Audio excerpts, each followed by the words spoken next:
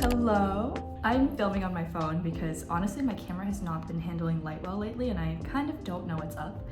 Hi and welcome back to the channel. My name is Lindy Jung. I'm a speculative fiction writer and I talk about my writing journey and process and give some advice here on this channel. And welcome back to episode 2 of the Project Moths writing vlog series.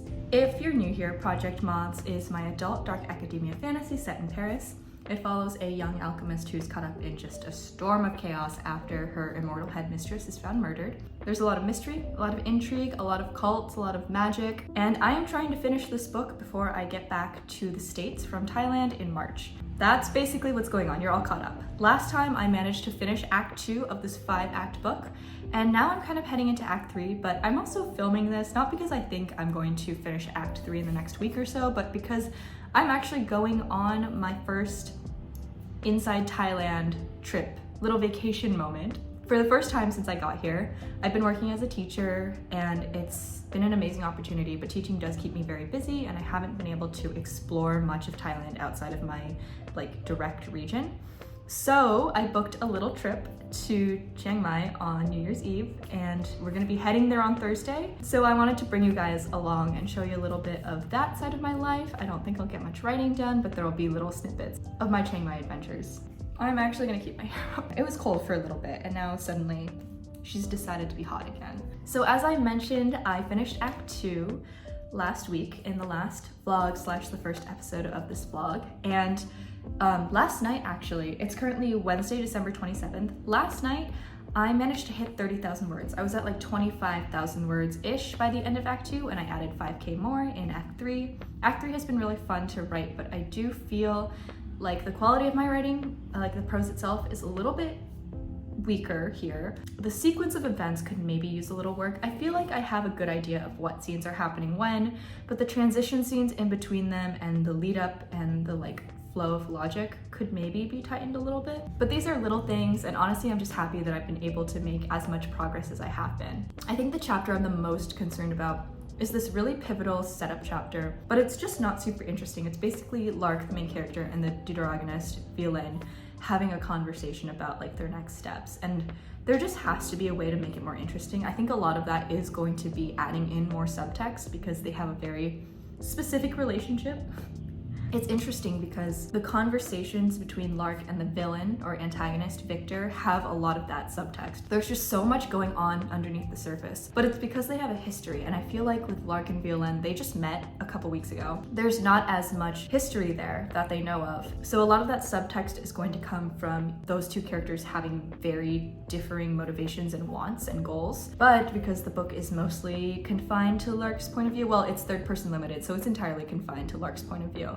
You don't see as much, it's not so clear what Violaine wants. I think figuring out a way to establish Violaine's goals. I feel like I look like a founding father right now. Yeah, my hair has just been horrible ever since I got to Southeast Asia. It's never looked worse. So yeah, basically just establishing Violaine's goals a little bit earlier on or a little bit more strongly. Her motivations are still sort of shrouded in mystery because she has a murky past that she's not at a place in her relationship with Lark where they're going to reveal those things to each other, so they're both very much keeping their pasts under wraps. There's just all of these little things that I need to go back to and fix, but I have to keep reminding myself that that's stuff that can wait until revisions. I don't necessarily need to concern myself over much with that drafting. I've been good about having a complete draft so far. There's only 2 sections where I've put things in brackets instead of actually writing them out like a placeholder sentence, oh, put the code here because there's some puzzles and codes that I need to figure out that I just did not have the brain capacity for today. But really this book hinges more on the relationships between the characters and how the characters mirror each other specifically and how their motivations and goals get really tangled and it just becomes this very messy web. My current word count is 32,111 words. I managed to write 1,342 words at work today, which is not too shabby. The day before I wrote 1,256, so you can see I've been kind of chugging along and it's been good, the words have been flowing. The one thing that is interesting is because I have now been focused on this project exclusively for a little while. I haven't really been working on other stuff because I really want to get this draft out. My brain has decided to put forward another idea, or really it's decided to announce that an idea that I let marinate a while ago has finished marinating. I'm actually like really excited about this concept. I might write it next. In like a complete feverish haze 2 days ago, I wrote basically a complete rough outline for it. It's basically a gothic romantasy, but in sort of a bad way. It's about a woman who gets roped into this like crumbling old school necromancer dynasty in a world that is very loosely based off of Renaissance era Venice, specifically the politics presented in, I hate to say it, but Machiavelli's the prince, because I've had this like fascination with just awful politicians doing awful, horrible things. The entire point of The Prince is that the ends justify the means. So we're going to be exploring that with this family through like a secondary world fantasy political system that I've been building from scratch. There's a misunderstood villainous love interest. There's tragedy. I kind of see it as a duology. Definite slow burn enemies to lovers vibes. You know, I'm not one who is accustomed to going into books with like tropes first, and I'm not necessarily doing that with this book, but I have been wanting to specifically explore the enemies to lovers trope for a while because I feel like I have a very specific perspective on it. It's not just like two people who play with knives and fight each other to me. It's people who are diametrically opposed by circumstance. They're cosmically being kept apart and forced to come into conflict, but you can see, like, it's so obvious that they are probably the only two people in the world who understand each other. They're like mirror images of each other. I love that, like, people who are on the opposite sides of something or are in extreme conflict but are like mirroring each other. I could get more into that, but I kind of have a video plan that dives into that trope and like my thoughts on it at some point. I don't know, I have so many like in-depth videos planned that take me a long time to research and write. That's what I've been working on the back burner. That might be the project I work on next. It might not be. I just got excited, so I wanted to share it with you guys. Obviously for now, we're gonna completely focus on Moths and we're going to get that done because I cannot be working on her anymore. I'm so tired. That is what we're going to be doing this week and also going to Chiang Mai. So I will update you guys in a little bit. Bye.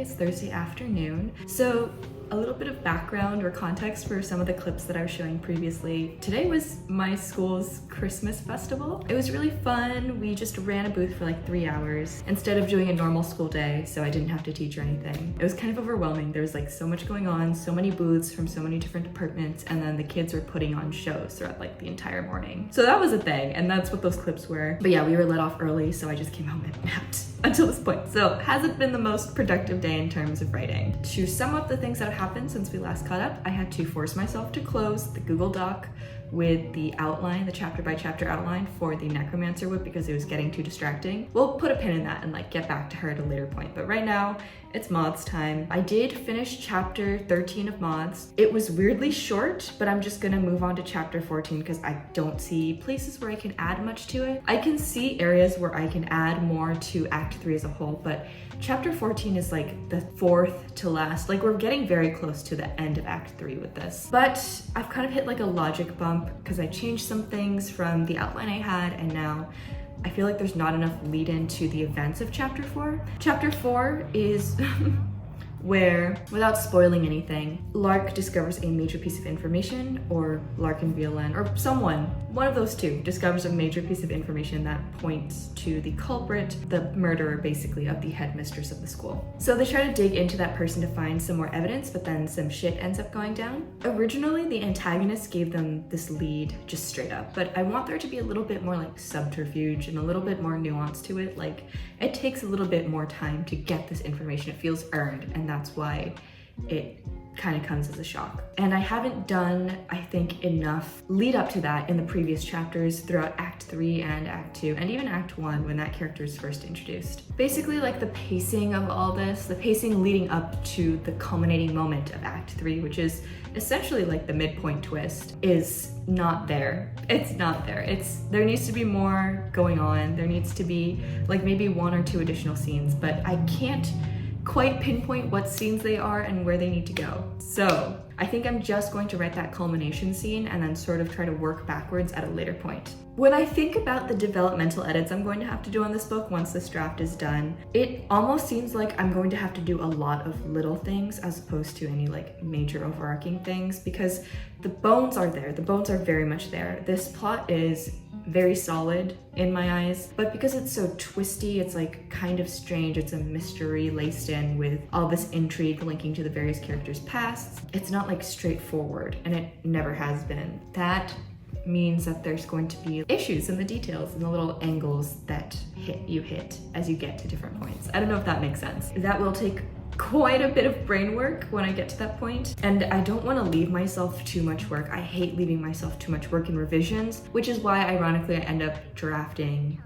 10 million times. So I'm trying not to leave myself too much work. I'm trying to like leave notes in the comments and figure things out as I go, but it is interesting because there's always this point, like no matter how detailed your outline or zero draft is, you're going to hit points where you're like, oh, I didn't think that through enough. You just kind of get stuck and you realize that the things you thought were going to work don't work in practice, or scenes get out of hand, or characters kind of do their own thing. And I think that's such an interesting and frustrating, like very frustrating part of writing, but it is what gives stories their flavor, I think. If I wrote every story the way I thought it would, like paint by numbers in accordance with the outline every single time, I feel like it would be really boring, because honestly, like when I outline, I don't feel as creatively activated or creatively stimulated as I do when drafting. That's much more like when things are flowing, when characters take on a life of their own. So it's okay to deviate from the outline, basically. Like for my process and my purposes, I am okay with that. I just don't want it to get too out of hand. My writing during the drafting process does have a habit of taking on a mind of its own, and that can be really frustrating and like derail all sorts of things. Like I don't want to stick too closely to the outline if that's not what the draft is feeling, if that's not what works best for the story, but I also don't want to completely lose sight of the story that I put forth in the outline, because I did put a lot of thought into making that work logically. And that is probably going to be my last update for this week. I'll just show you guys clips of Chiang Mai and then we'll get back into the rest of the writing vlog for next week. Yeah, I have to finish packing and then head out. So it's time to go, and I'll see you guys in Chiang Mai. Bye.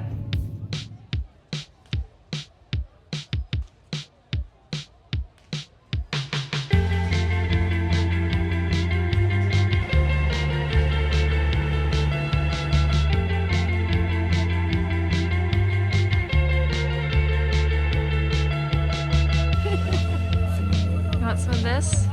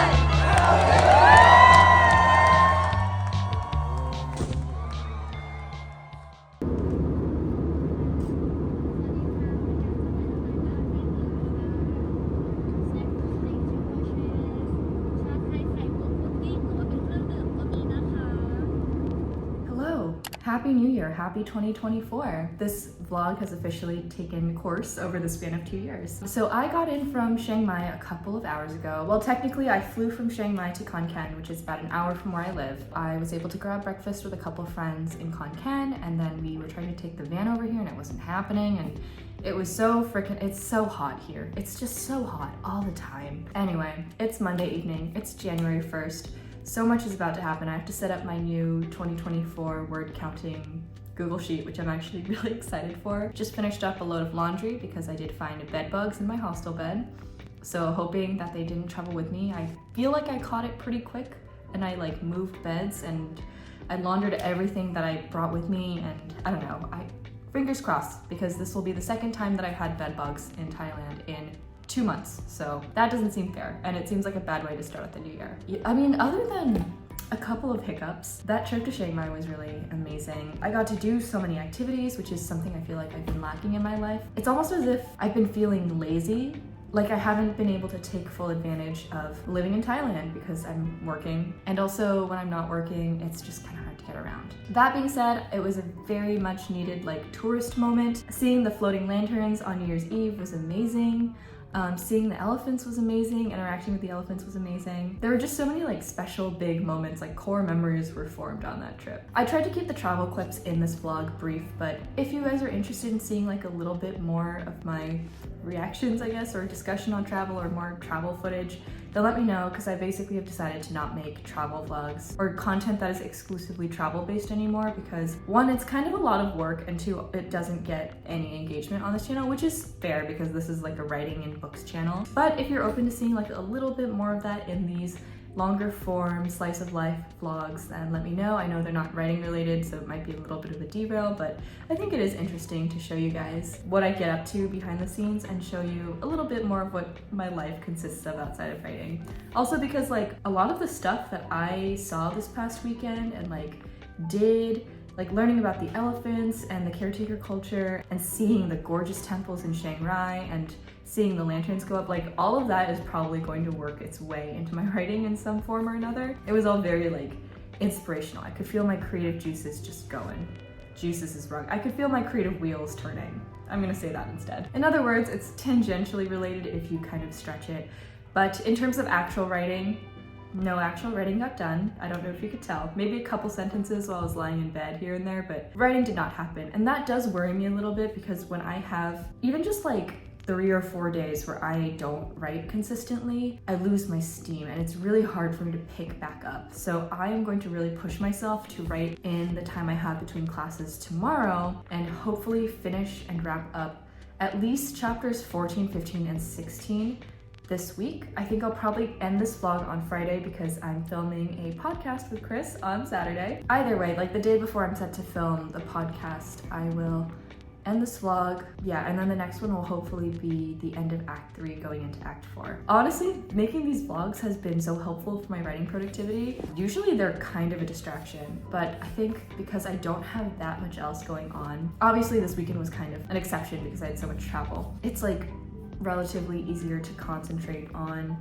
writing and making vlogs. And I actually also edit these as I go along. Like I have every clip up until this one and some of the travel stuff edited already. I don't know, like something about these vlogs is just working for me. So I'm hoping that if this kind of flow keeps up, I'll be able to do a series like this for every project that I work on. I think that would be really fun. Okay, so big push for writing tomorrow. Rest of tonight, I'm gonna take it easy because I was up at 5 a.m. and I did keep falling asleep while sitting up, and that was very weird. I am going to set up my little word count document, which is not very interesting. I got it off of Reddit, so I basically am just gonna copy and paste and clear all the data from last year. But yeah, I mean, amazing weekend. It was a lot. It was very, very busy, and I am very, very tired, but I'm glad I managed to squeeze in so many like Chiang Mai things in such a short amount of time. It was just super cool experience. All right, that's it for today's update, and I will see you guys next time as I get a little more writing done. Bye.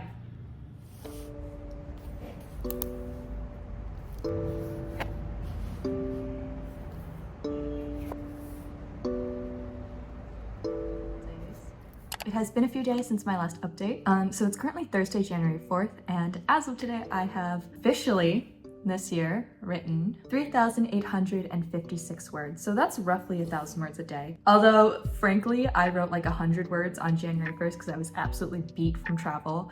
And then I only wrote 536 words on January 2nd. And then it was the last 2 days in which I wrote quite a bit. So 1,500 words yesterday and 1,600 words today. Chapter 14 is now finished. We're starting to hit the apex of Act 3 where a lot of stuff goes down and the situation changes completely. This is the equivalent of a midpoint twist, but it happens over a longer span of time than I think most midpoint twists do. So yeah, I don't know if I can quite call it that. Chapter 14 was a fun one. It was a lot more actiony than like most of the book has been so far, because there's a little bit of like sneaking around the campus after dark and like doing a little bit of espionage, investigating, and because it's just the main character and her love interest, I actually got to have some tension. That's one of the things that I have been worried about with this draft, or this book in general, is that especially in the early acts, I feel like you just don't get a ton of interaction between the main character and her love interest, because the love interest character is limited to the main character's like perspective of her. It's just kind of hard to feel fully invested in them as a couple. But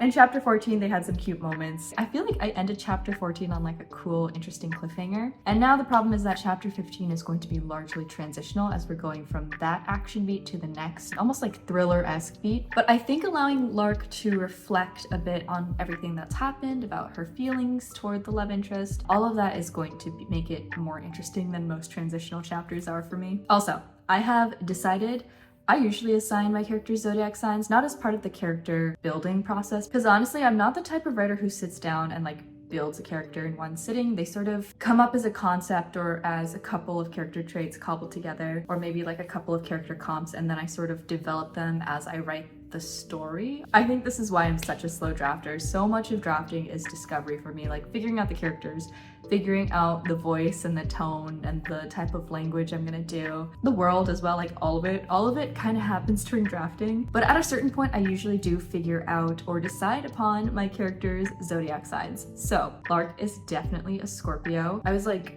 fiddling around and I found some character comps for her, and one is Madeline Usher from the recent Fall of the House of Usher show. They are so adjacent to each other that older version Madeline could absolutely have been Lark if her life were different. And the younger version is just like, I don't know, the repressed homosexuality, the hatred for men, the using them anyway, the ambition and like the cleverness, all of that is so Lark. And then the other comp I have, and I feel like she's directly in between the two of them, is Jessica Jones from the Jessica Jones Netflix show specifically, because I haven't really read any of her comics. She also screams Scorpio energy to me, and it's a little bit more of that messy Scorpio energy, which Lark also has. She's not as put together as Madeline. She's got more of that messy, traumatized backstory stuff going on. Yeah, those are my comps. For Violaine, I do not have character comps for her, but I've decided she is a Sagittarius, which is funny because she's very heavily associated with like water and air elements specifically, but she's such a fire sign, it's kind of wild. And you know, in accordance with compatibility, technically they're bad for each other, but who cares? If you don't know anything about astrology, I guess that won't make sense to you, but Scorpios are like deep and mysterious and tend to be ambitious and tend to have like arcane interests. I feel like all the Scorpios I've met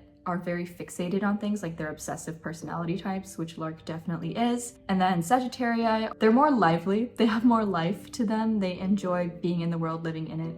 They're very adventurous and travel-y, and I feel like that manifests in Violaine in like wanting to discover the truth. Like she wants to find things out. Like they're just very curious types of people to me. I have a lot of Sagittarius in my chart. It's why I travel so much. But yeah, that's the laydown. Sorry if I got anything wrong. I'm hardly an astrology expert. I really just know my own chart and very little else. So yeah, that's everything that's been happening so far.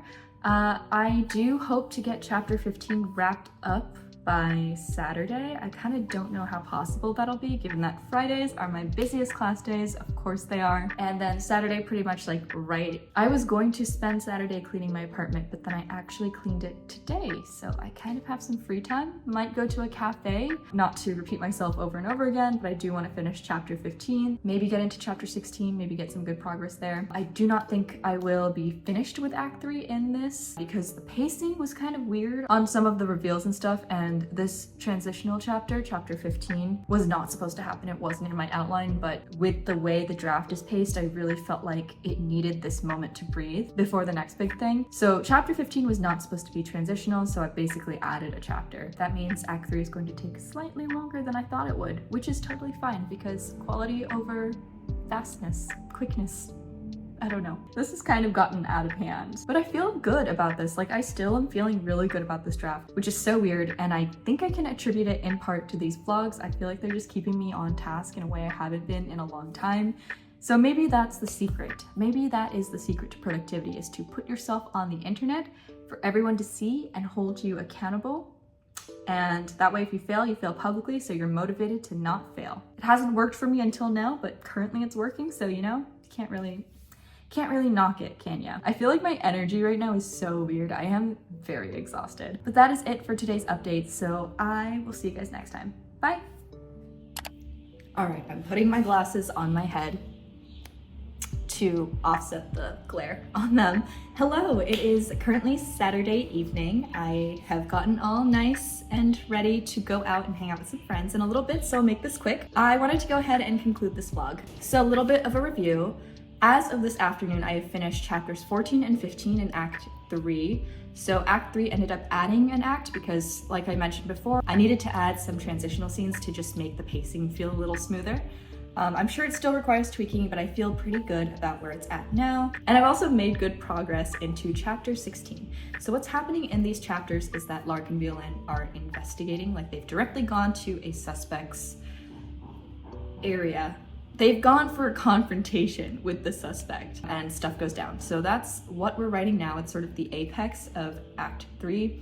I kind of feel like most acts, especially if you're doing a longer structure like a 5-act structure, should have their own little like climactic peak, of course culminating in the actual climax of the story later on. But it's just nice to have a little bit of a roller coaster ride as you're going through the story. And this is definitely the part where it gets pretty bumpy. Of course it is tricky to balance because you don't want to feel like you've expended that excitement so early on in the story. So I don't think I have, just because I feel like it's pretty plain to the reader that the story isn't over at this point because there's so many unresolved questions. The antagonist has just started to get involved and started to meddle, so that's a whole thing. And you can see the beginnings of the cracks forming in Lark's psyche specifically. She has a little bit of a breakdown moment. And this is one of the things, this event that I'm writing currently is one of the things that kicks that off. Sorry for any bird noise in the background. The miners go insane at this hour, and it's actually like they hurt my eardrums if I'm walking directly under their trees and you can hear it from so far away. I hope it's not too distracting. Anyway, so I feel overall, let's wrap it up with how I feel.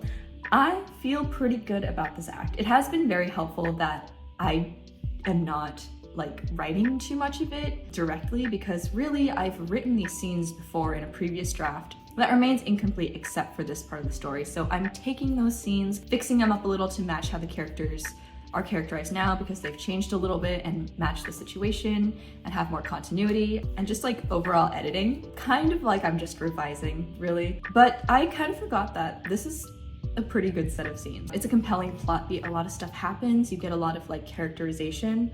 Oh, another thing is that I feel very firm on Lark's characterization now, so it really shines through in this, and so I can like kind of go backwards and edit with that in mind. That's one of the things I left in my revision notes, is that I want to like intensify some of Lark's character traits so she feels more like forceful and you can really get a definite sense of who she is very early on, and that she's consistent throughout with that. Violaine is still like tricky because in my head she's like the fun one, but she's still not that fun, just because this world, it would feel weird if she were like a sitcom character dropped into this, but relatively speaking, she is the fun one. And so she's just not like stuffy like the rest of them are. That was something I struggled with, is like, I don't know, I'm not an academically inclined person. I say as a teacher, it's just like that stuffy academic vibe that you get from a lot of people who are really intense about their subject of study or their work. That's hard for me to tap into sometimes. All in all, I'm feeling good about this. I feel like the rest of Act 3 will be relatively easy. And then honestly, Act 4 is one of my favorite ones, or like the stuff that I have plotted out for it and the parts that I've written previously are just so compelling to me. I think the problem with Act 4 is that it's so rooted in Lark's psychological state, because again, it's her like breakdown moment. But as a result, the plot points that happen, like the actual things that happen on the page, like physically, maybe aren't that interesting. So maybe I could add a little bit more, you know, sauce or sizzle to that. I don't know, I just feel good about this book. It's so weird, like drafting has never been this easy for me. I think I need to do that chapter by chapter outline / checklist every time I write, because it just makes things so much more, like, I'm just so motivated right now. So hopefully with the next installment of this vlog, which I think I will start filming on Sunday, and I'll only do a week this time. I don't know, don't quote me on that, because these are kind of just based on how I feel. That will be the conclusion of Act 3, hopefully. I am happy to report that I've been able to keep up with 8,000 words a day on average so far, so I've written about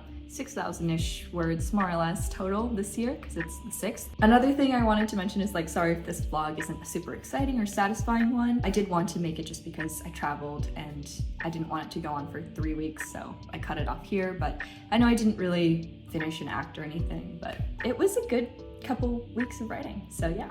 And that concludes my updates. Thank you so much for watching. Thank you so much for the support on the first episode or video of the series. It makes me so excited to continue writing. Honestly, hearing that you guys are excited for this book and like are interested in the concept and the characters, it just like keeps me going. I think that is a really big part of why I'm so motivated and have been able to write every day. These have been really fun so far, so I just wanted to say thank you guys for helping make it fun for me. All right, that is that. I will see you guys next time with the next installment of the series. Hopefully you'll be seeing me finish Act 3 before long.